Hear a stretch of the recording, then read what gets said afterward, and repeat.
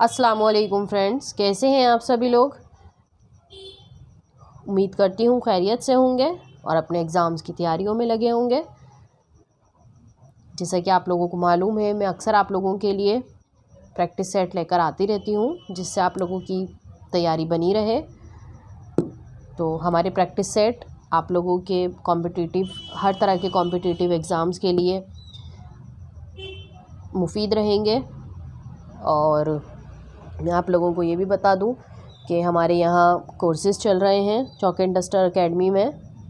तो हमारे कोर्सेज़ जो हैं उसमें प्रैक्टिस भी कराई जाती है, रेगुलरली टेस्ट भी दिए जाते हैं और जो थ्योरी होती है वो भी पढ़ाई जाती है साथ ही साथ।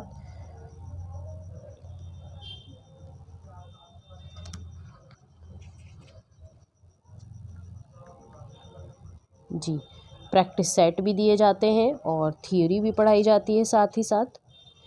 तो अगर आप हमारे कोर्सेज से जुड़ना चाहें तो आप जुड़ सकते हैं।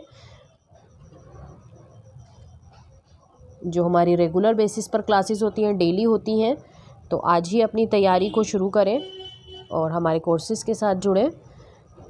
तो हमारे जो कोर्सेज़ हैं वो चल रहे हैं DSSB TGT के।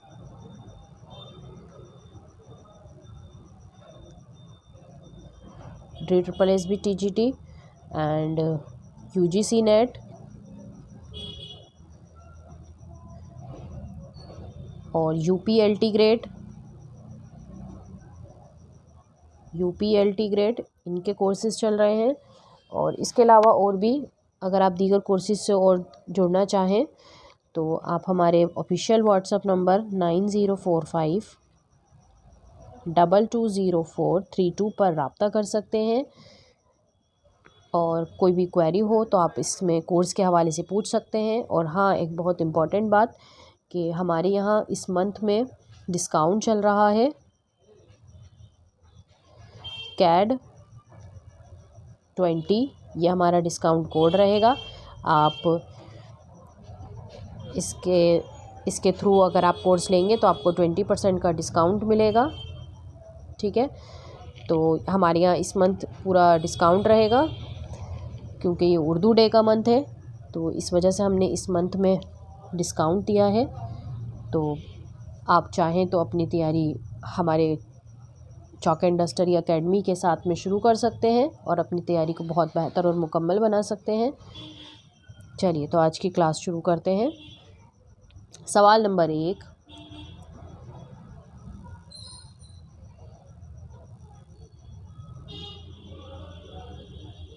जी सवाल नंबर 1 है, इनमें से कौन सी चीज़ शेर के लिए लाजिम नहीं है।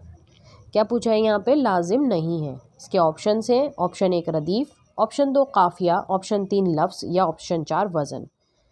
तो वैसे तो चारों ही चीज़ें शेर के लिए लाजिम है, पर यहाँ पे अगर हम कम देखें कि किस में कम रहता है तो रदीफ़ भी इम्पॉर्टेंट रहता है, काफ़िया भी इम्पॉर्टेंट है, लफ्ज़ के बगैर तो शेर ही नहीं बन सकता। और वज़न को हम चाहें तो लास्ट नंबर दे सकते हैं, तो हमारा इसका सही जवाब रहेगा ऑप्शन नंबर 4 वज़न। ठीक है, चलिए सवाल नंबर 2, मरसिए के अज्जाए तरकीबी में कौन सा जुज़ आमद के फ़ौरन बाद आता है। तो मरसिए के अज्जाए तरकीबी में आपको बता दूं, इसके अज्जाए तरकीबी कुल 8 होते हैं। पहला है चेहरा, दूसरा सरापा, तीसरा रुखसत, चौथा है आमद, पांचवा है रज्ज़ और छठा है जंग, सातवां है शहादत और आठवां है हमारा बैन। ठीक है, ये हमारे 8 अज्जाए तरकीबी हैं। एग्ज़ाम में अक्सर ये सवाल भी पूछ लिया जाता है कि कितने अज्जाए तरकीबी हैं मरसिए के, तो कुल 8 अज्जाए तरकीबी हैं मरसिए के। और जो कि पहला है चेहरा, दूसरा सरापा, तीसरा रुखसत, चौथा आमद, पांचवा रज्ज़ और छठा जंग, सातवां शहादत और आठवां बैन। तो यहाँ पे सवाल पूछा है आमद के आमद के फ़ौरन बाद कौन सा आता है? तो आमद के फ़ौरन बाद आ रहा है हमारा नंबर 5वां रज्स। तो इसका सही जवाब हो जाएगा सवाल नंबर 2, ऑप्शन नंबर 2 रज्स। ठीक है, चलिए सवाल नंबर 3, मशरिक़ व मग़रिब के नग़मे किसकी किताब है? इसके ऑप्शंस पढ़ लेते हैं। ऑप्शन 1 मिराजी, ऑप्शन 2 नून मीम राशिद, ऑप्शन 3 अख्तरुल ईमान, ऑप्शन 4 अल्लामा इकबाल। तो इसका सही जवाब हो जाएगा ऑप्शन नंबर 1 मिराजी। मशरिक़ व मग़रिब के नग़मे मिराजी की लिखी हुई किताब है।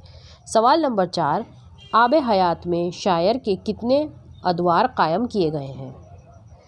तो कितने अदवार कायम किए हैं? ऑप्शन 1 2, ऑप्शन 2 3, ऑप्शन 3 4 या ऑप्शन 4 5।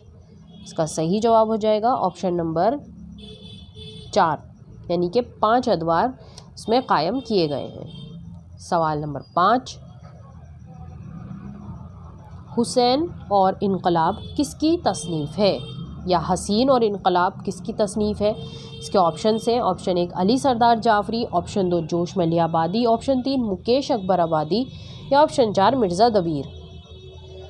तो इसका सही जवाब है ऑप्शन नंबर 2 जोश मली आबादी। हुसैन और इनकलाब जोश मली आबादी की लिखी हुई तसनीफ़ है। सवाल नंबर 6, इनमें सहाफ़ी और नावल निगार दोनों हैसियत से कौन मशहूर हुए हैं? यानी कि सहाफ़ी भी थे और नावल निगार भी थे। इसके ऑप्शन हैं सादत हसन मिंटू, ऑप्शन 2 उपेंद्र नाथ अश्क, ऑप्शन 3 किशन चंद्र या ऑप्शन 4 हयातुल्लाह अंसारी। इसका सही जवाब हो जाएगा ऑप्शन नंबर 4 हयातुल्लाह अंसारी। सवाल नंबर 7, चंद हमासर किस सिन्फ की किताब है? देखिए, चंद हमासर जो लिखी हुई किताब है, मैं इसके ऑप्शन बता दूं आपको। ऑप्शन 1 इंशाइया, ऑप्शन 2 खाका या ऑप्शन 3 अफसाना या ऑप्शन 4 रपूर ताज। तो इसका सही जवाब है हमारे पास ऑप्शन नंबर 2 खाका। चंद हमासर जो लिखी हुई है किताब है, ये मजमुआ है, खाकों का मजमुआ है चंद हमासर, और ये लिखा हुआ है मौलवी अब्दुल हक का। मौलवी अब्दुल हक का लिखा हुआ खाकों का मजमुआ है और जिसका नाम है चंद हमासर। और मौलवी अब्दुल हक को और क्या कहा जाता है? बाबाए उर्दू। ये बात भी याद रखिएगा, ये अक्सर एग्ज़ाम में आ जाता है। इनको बाबाए उर्दू भी कहा जाता है। जो उर्दू के बहुत बड़े तहकीक निगार हैं, मुहक्किक हैं, इन्होंने उर्दू के लिए बहुत काम किया है, इसीलिए इन्हें बाबाए उर्दू का ख़ताब दिया जाता है। सवाल नंबर 8, दर्ज झेल में से कौन क़वाइद पढ़ाने का एक मौसर तरीक़ा है? यानी क़वाइद यानी कि ग्रामर पढ़ाने का। ऑप्शन 1 मतन का तर्जुमा करते हुए क़वाइद के उसूलों की तदरीस कराना या ऑप्शन 2 मिसालों के साथ क़वाइद के उसूलों की तदरीस कराना या ऑप्शन 3 क़वाइद की मख़सूस किताब की मदद से क़वाइद की तदरीस कराना या ऑप्शन 4 क़वाइद के उसूलों की दरियाफ़्त में मुआवन सियाक़ में क़वाइद की तदरीस कराना। ठीक है, तो इसका सही जवाब हो जाएगा हमारा ऑप्शन नंबर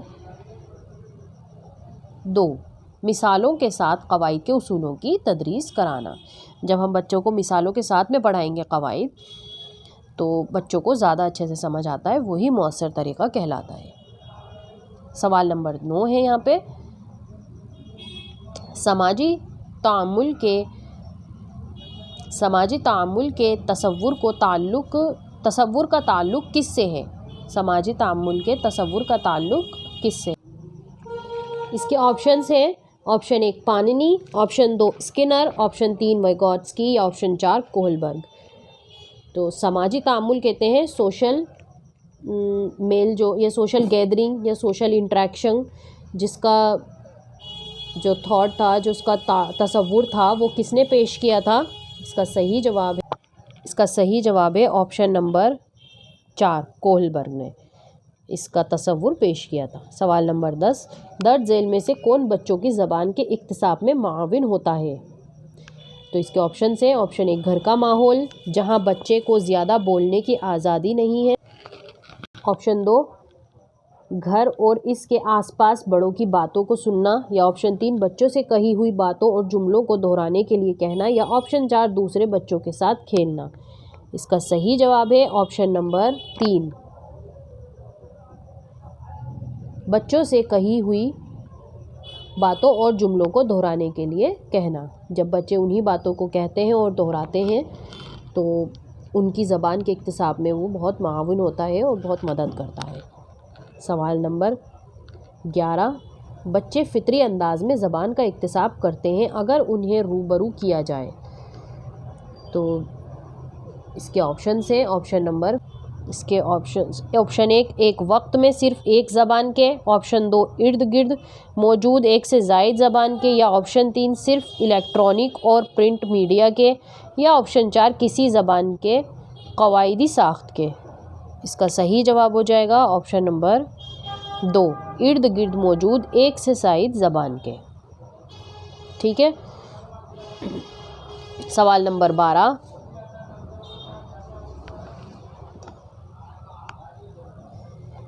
दर्ज झेल में से कौन मतन के मुताला के लिए सबसे अहम है। इसके ऑप्शन हैं, ऑप्शन 1 मतन के हर लफ्ज़ को पढ़ना, ऑप्शन 2 एराब पर तवज्जो मरकूज़ करना, या ऑप्शन 3 तहरीर कुर्दा मतन के मानी मालूम करना, या ऑप्शन 4 सही तलफ़्फ़ुज़ के साथ बाआवाज़ बुलंद पढ़ना। इसका सही जवाब है ऑप्शन नंबर 4, सही तलफ़्फ़ुज़ के साथ बाआवाज़ बुलंद पढ़ना मतन के मुताले के लिए। यानी कि जो आपका चैप्टर होता है, सिलेबस होता है, उस सबसे ज़्यादा ज़रूरी इसमें यह है कि अगर हम बच्चों को पढ़ा रहे हैं तो सही तलफ़्फ़ुज़ के साथ बाआवाज़ बुलंद पढ़ें। ठीक है, सबसे बेहतर तरीका यही है। सवाल नंबर 13, भर आती है आज यूँ आँखें जैसे दरिया कहीं उबलते हैं। तो ये किसकी मिसाल है। इसका ऑप्शन है, ऑप्शन 1 तशबीह, ऑप्शन 2 इस्तिआरा, ऑप्शन 3 मिजाज मुरसल, या ऑप्शन 4 किनाया। इसका सही जवाब है ऑप्शन नंबर 1 तशबीह। तशबीह की मिसाल है यहाँ पे,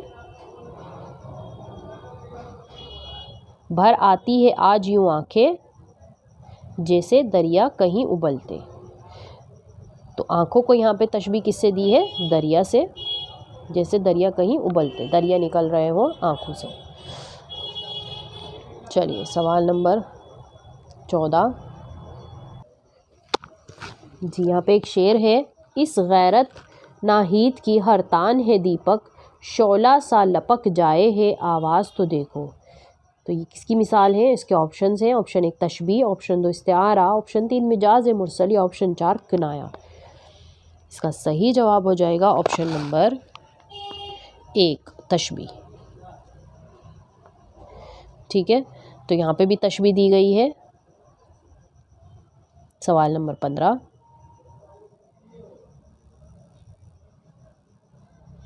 सूतियाती आगही ज़्यादातर मुताल्लिक़ होती है।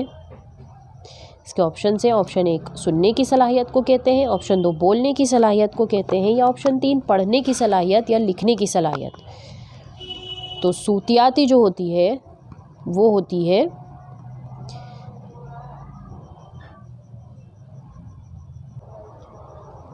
तो इसका सही जवाब हो जाएगा ऑप्शन नंबर 3, पढ़ने की सलाहियत को कहते हैं सूतियात की आगही। चलिए सवाल नंबर 16,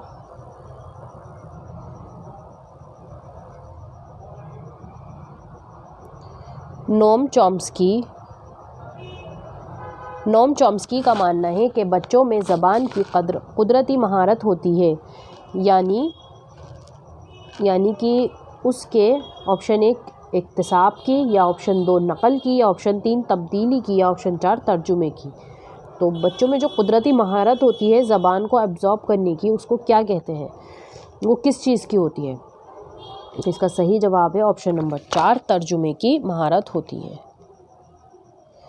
बच्चे उसको खुद ही ट्रांसलेट कर लेते हैं। सवाल नंबर 17, ज़बान की महारतों की तदरीस होनी चाहिए। इसके ऑप्शन हैं, ऑप्शन 1 नकल के ज़रिए, ऑप्शन 2 अलग थलग, ऑप्शन 3 तफसीली वजाहत के ज़रिए, या ऑप्शन 4 एक मरबूत अंदाज में। इसका सही जवाब हो जाएगा ऑप्शन नंबर 4 एक मरबूत अंदाज में। महारतों की तदरीस एक मरबूत यानी कि मजबूत या मौसर अंदाज में होनी चाहिए। सवाल नंबर 18, अरकान इस्तारा कितने होते हैं। ऑप्शन हैं इसके 7, ऑप्शन 1 7, ऑप्शन 2 8, या ऑप्शन 3 4, या ऑप्शन 4 9। इसका सही जवाब है ऑप्शन नंबर 3, 4। अरकान इस्तारा कुल 4 होते हैं। जी, यहाँ पर जो ये 3 है ऑप्शन, यहाँ पे ऑप्शन 3 में 3 ही होना था, 4 नहीं। और अरकान इस्तारा कुल 3 ही होते हैं, जिसमें कि मैं आपको बता दूं, पहला होता है मुस्तार लहू, मुस्तार लहू, और दूसरा होता है मुस्तार मिन्हू, मुस्तार मिन्हू, और तीसरा होता है वजह जामे, वजह जामे। ठीक है, ये 3 ही इसके अरकान होते हैं इस्तारा के, तो इसका सही ऑप्शन 3 है, पर इसमें 3 होना था। चलिए आगे बढ़ते हैं। सवाल नंबर 19, शब्बीर हुसैन ख़ान किसका पूरा नाम है? तो इसके ऑप्शंस हैं, ऑप्शन नंबर 1 सिकंदर अली वाजिद का, ऑप्शन 2 जोश मलियाबादी का, ऑप्शन 3 फ़ानी बदायूनी का, या ऑप्शन 4 रोश सिद्दीकी का। इसका सही जवाब है ऑप्शन नंबर 2 जोश मलियाबादी का पूरा नाम था शब्बीर हुसैन ख़ान।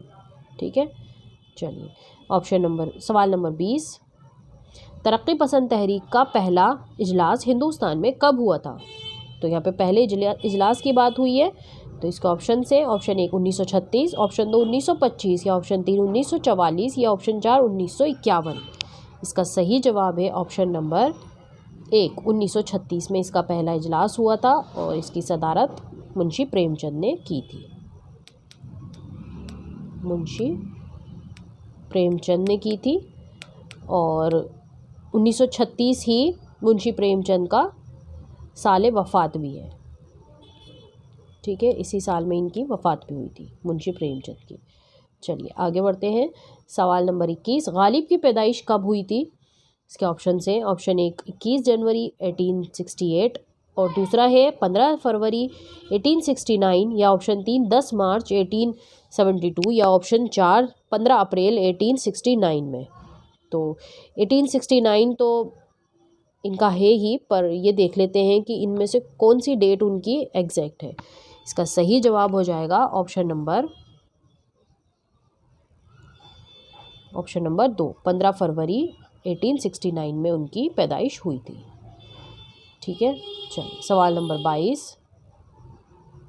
अमानत लखनवी का पूरा नाम वाज़ेह करें। इसके ऑप्शन हैं, ऑप्शन 1 सैयद अली, ऑप्शन 2 आगा हसन, ऑप्शन 3 मोहम्मद शाह, या ऑप्शन 4 मोहम्मद हसन। इसका सही जवाब है ऑप्शन नंबर 2 आगा हसन इनका असल नाम था, या पूरा नाम। सवाल नंबर 23, उर्दू का पहला मरसिया निगार कौन है? ऑप्शन 1 मीर दबीर, ऑप्शन 2 अशरफ बयाबानी, ऑप्शन 3 मीर अनीस, या ऑप्शन 4 ज़मीर। तो इसका सही जवाब है ऑप्शन नंबर 2 अशरफ बयाबानी। इनको उर्दू का पहला मरसिया निगार कहा जाता है, और जिन्होंने मरसिया निगारी को परवान चढ़ाया वो थे मीर अनीस, और मीर दबीर भी थे। इन दोनों में मवाजना किया जाता है, तो मीर अनीस ज़्यादा काम किया है मरसिया निगारी के लिए। सवाल नंबर 24, नज़्म मुझसे पहली सी मोहब्बत ना मांग किसकी है? इसके ऑप्शन हैं, ऑप्शन 1 फैज़, ऑप्शन 2 जोश, या ऑप्शन 3 गालिब, या ऑप्शन 4 इकबाल। इसका सही जवाब है ऑप्शन नंबर 1 फैज़ अहमद। फैज़ की लिखी हुई नज़्म है ये, मुझसे पहली सी मोहब्बत ना मांग। सवाल नंबर 25, मिर्ज़ा दबीर के उस्ताद का क्या नाम है? किसके उस्ताद पूछ रहे हैं? मिर्ज़ा दबीर के उस्ताद। इसके ऑप्शन हैं, ऑप्शन 1 मीर दबीर, ऑप्शन 2 अशरफ बयाबानी, या ऑप्शन 3 मीर अनीस, या ऑप्शन 4 ज़मीर। जी, तो मिर्ज़ा दबीर के उस्ताद का नाम क्या था? वो थे ऑप्शन नंबर, इसका सही जवाब है 4 ज़मीर। मीर ज़मीर इनके उस्ताद का नाम था। सवाल नंबर 26, मौलवी अब्दुल हक की शोहरत का क्या सबब है? क्यों मशहूर है वो इतने? इसके ऑप्शन हैं, ऑप्शन 1 तहकीक के लिए, ऑप्शन 2 नज़्म के लिए, या ऑप्शन 3 नावल, या ऑप्शन 4 तनकीद के लिए।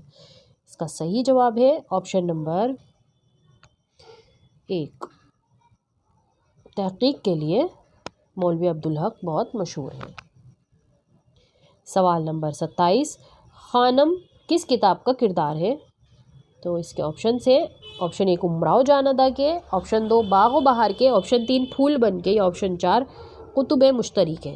इसका सही जवाब है ऑप्शन नंबर 1 उमराव जान अदा।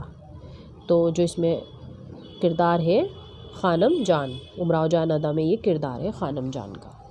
चलिए सवाल नंबर 28, इफ़्कार गालिब किसकी तसनीफ़ है? क्या नाम है? इफ़्कार गालिब। इसके ऑप्शन है ऑप्शन 1 खलीफा अब्दुल हलीम की, ऑप्शन 2 कलीमुद्दीन की, ऑप्शन 3 हाली की, ऑप्शन 4 सज्जाद हैदर की। इसका सही जवाब है ऑप्शन नंबर 1 खलीफा अब्दुल हलीम की तसनीफ़ है। सवाल नंबर 29, हुस्न और दिल किस दास्तान के किरदार हैं? हुस्न और दिल ये दोनों ही किरदार हैं इसमें। किसमें है? ऑप्शन 1 सबरस, ऑप्शन 2 बाग बहार, ऑप्शन 3 फूल बन, या ऑप्शन 4 कुतुब मुश्तरी। तो इनमें से कौन सी दास्तान है? इसका सही जवाब है ऑप्शन नंबर 1 सबरस। सबरस में हुस्न और दिल दोनों ही किरदार हैं। सवाल नंबर 30, दारुत तर्जुमा किस यूनिवर्सिटी से मुताल्लिक़ था? तो इसके ऑप्शन है option 1 Jawaharlal Nehru university, option 2 उस्मानिया यूनिवर्सिटी, या ऑप्शन 3 अलीगढ़ मुस्लिम यूनिवर्सिटी, या 4 जामिया यूनिवर्सिटी। इसका सही जवाब है ऑप्शन नंबर 2 उस्मानिया यूनिवर्सिटी, जिसे कहा जाता है दारुत तर्जुमा उस्मानिया। इसका पूरा नाम है दारुत तर्जुमा उस्मानिया, इसके नाम से ये मशहूर है। ठीक है, सवाल नंबर 31, निकातुश शोरा क्या है? इसके ऑप्शन है ऑप्शन 1 तज़किरा है, ऑप्शन 2 सवाने उम्री है, या ऑप्शन 3 आप बीती है, या ऑप्शन 4 तारीख़ है। इसका सही जवाब है ऑप्शन नंबर 1 इसका सही है, ये तज़किरा लिखा हुआ है निकातुश शोरा।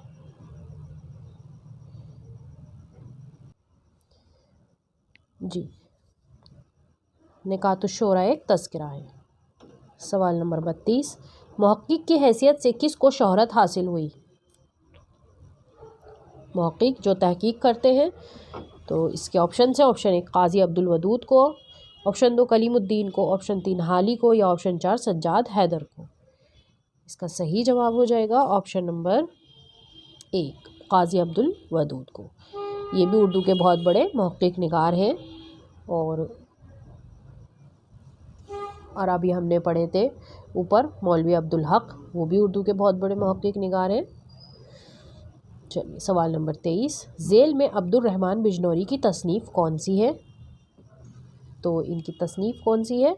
इसके ऑप्शन है ऑप्शन 1 तफ़हीम गालिब, ऑप्शन 2 मोहसिन कलाम गालिब, ऑप्शन 3 रमूज़ गालिब, या ऑप्शन 4 इतराफ़ गालिब। इसका सही जवाब है ऑप्शन नंबर 2 मोहसिन कलाम गालिब। ठीक है, सवाल नंबर 34 अंगारे कौन सी सिन्फ का मजमुआ है? इसके ऑप्शन हैं ऑप्शन 1 गज़लों का, ऑप्शन 2 अफसानों का, या ऑप्शन 3 अंशाइयों का, या ऑप्शन 4 नज़मों का। इसका सही जवाब है ऑप्शन नंबर 2 अफसानों का मजमुआ है अंगारे। सवाल नंबर 35, मुनक़बत किसके लिए लिखी जाती है? इसके ऑप्शन हैं ऑप्शन 1 अल्लाह के लिए, या ऑप्शन 2 नवाबों के लिए, ऑप्शन 3 नबी और रसूल के लिए, या ऑप्शन 4 सहाबा और औलिया के लिए। इसका सही जवाब है ऑप्शन नंबर 4 सहाबा और औलियाओं के लिए लिखी जाती है मुनक़बत। सवाल नंबर 36, मीर अमन का ताल्लुक़ कहाँ से था? इसके ऑप्शन हैं ऑप्शन 1 मुजफ्फरनगर से, ऑप्शन 2 दिल्ली से, या ऑप्शन 3 रामपुर से, या ऑप्शन 4 आगरा से। इसका सही जवाब है ऑप्शन नंबर 2 दिल्ली से था। मीर अमन का ताल्लुक़ दिल्ली से था। सवाल नंबर 37, दबिस्तान दिल्ली का वो कौन सा शायर है जिसने कभी दिल्ली को खैराबाद नहीं कहा? दबिस्तान दिल्ली का शायर पूछा है। ऑप्शन 1 मीर तकी मीर, ऑप्शन 2 मोमिन, या ऑप्शन 3 गालिब, या ऑप्शन 4 मीर दर्द। तो इसका सही जवाब है ऑप्शन नंबर 4 मीर दर्द ने कभी दिल्ली को खैराबाद नहीं कहा, ख्वाजा मीर दर्द ने। और ऐसे ही ज़ौक़ भी एक शायर हैं जिन्होंने दिल्ली को कभी खैराबाद नहीं कहा। जो गालिब के हमअस्र शायर हैं ज़ौक़ और बहादुर शाह ज़फ़र के उस्ताद भी थे। इन्होंने भी कभी दिल्ली को खैराबाद नहीं कहा। सवाल नंबर 38, सआदत हसन मंटू का इंतकाल कहाँ हुआ था? इसके ऑप्शन है, ऑप्शन 1 दिल्ली में, ऑप्शन 2 लाहौर में, या ऑप्शन 3 लखनऊ में, या ऑप्शन 4 आगरा में। तो सआदत हसन मंटू का इंतकाल हुआ था ऑप्शन नंबर 2 लाहौर में। इनका इंतकाल लाहौर में हुआ था। सवाल नंबर 39, तहज़ीबुल अखलाक रिसाला किसने निकाला था? इसके ऑप्शन हैं, ऑप्शन 1 गालिब, ऑप्शन 2 इकबाल, या ऑप्शन 3 सर सैयद, या ऑप्शन 4 हाली। इसका सही जवाब है ऑप्शन नंबर 3, सर सैयद ने निकाला था ये रिसाला तहज़ीबुल अखलाक, जो कि कौम की रहनुमाई के लिए निकाला था या मुस्लिम कौम की तर्जुमानी कराने के लिए या उनमें बदलाव लाने के लिए निकाला था। सवाल नंबर 40, शायर मशरिक़ किस शायर का खिताब है? शायर मशरिक़ किसे कहा जाता है? इसके ऑप्शन हैं, गालिब को, या ऑप्शन 2 इकबाल को, या ऑप्शन 3 सर सैयद को, या ऑप्शन 4 हाली को।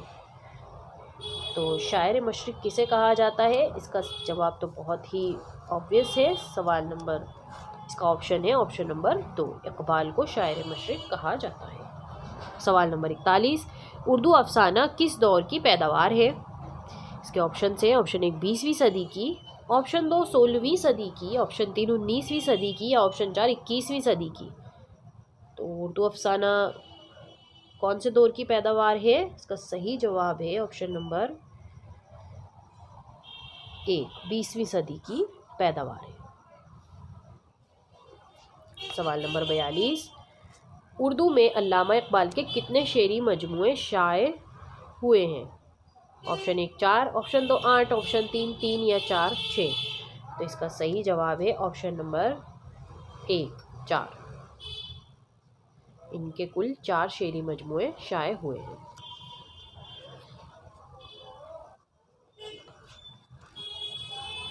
सवाल नंबर 43, मुसद्दस के आखिरी 2 मिसरों को क्या कहते हैं? इसके ऑप्शन से, ऑप्शन 1 बेत, ऑप्शन 2 ज़ेब मतला, या ऑप्शन 3 हुस्न मतला, या ऑप्शन 4 बंदिश। तो इन्हें क्या कहते हैं? ऑप्शन है, इसका सही जवाब है ऑप्शन नंबर 1, उसको बेत कहते हैं।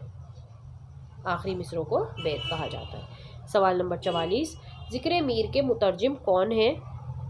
इसके ऑप्शन हैं, option 1 Khwaja Ahmad Farooqui, option 2 Mahmood Farooqui, option 3 Nisar Ahmad Farooqui, या ऑप्शन 4 ज़ाकिर हुसैन फ़ारूक़ी।